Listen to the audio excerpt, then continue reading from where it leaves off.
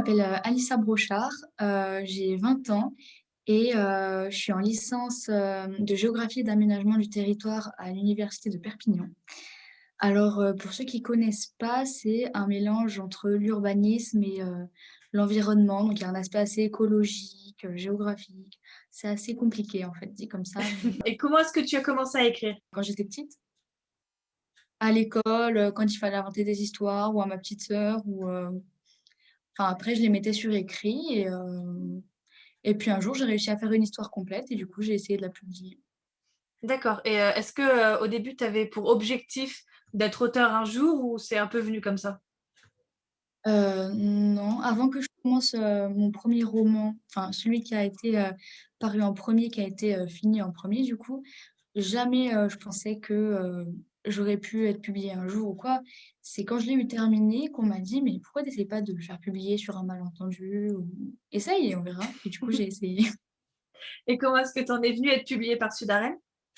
Moi, au début, j'étais, à fond, auto-édition parce que j'avais été pas mal déçue, des maisons d'édition. Que ce soit à compte d'auteur ou à compte d'éditeur, les 2.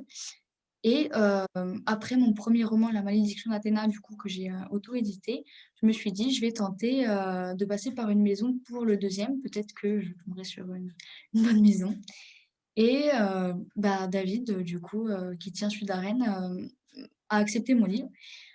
Je vous cache pas qu'on a eu quelques désaccords au début, mais ça s'est super bien passé par la suite et je suis super contente d'être là, de faire des salons avec tous les autres auteurs et cetera, voilà, je suis contente. Du coup, parle-nous de tes livres.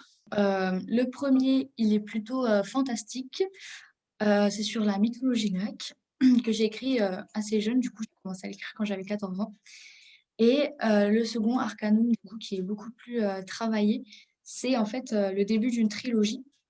Donc le premier tome, c'est, Arcanum l'expérience. Donc ça se passe sur une île, un peu parallèle et à laquelle on peut accéder uniquement par, le triangle des Bermudes.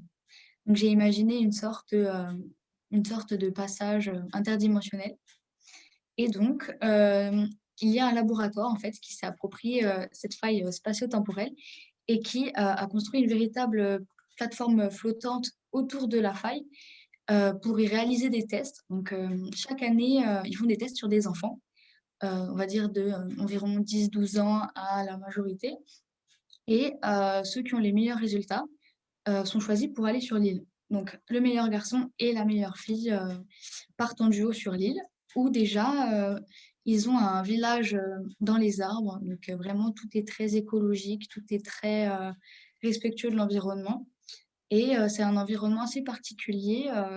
On y trouve du coup des animaux et des végétaux qui ont disparu de la surface de la terre et donc en fait, ça va être une aventure, dans ce monde avec aussi une petite romance et qui dit triangle des Bermudes, dit aussi, disparition, inquiétante et donc on va suivre un peu, les traces de quelques disparitions qui ont vraiment eu lieu du coup, Bah, super et comment ça s'est passé ton travail avec Sudaren, jusqu'à l'édition?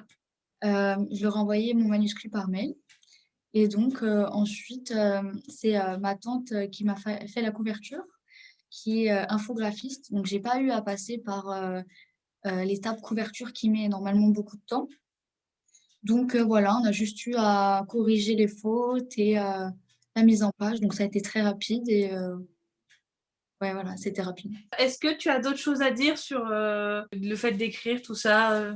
Ouais, j'aimerais dire à ceux qui osent pas encore, écrire que, ils peuvent essayer comme moi et si jamais sur un malentendu, voilà, on sait pas de quoi demain est fait. Bon et ben, je te remercie beaucoup. Bah, merci à toi.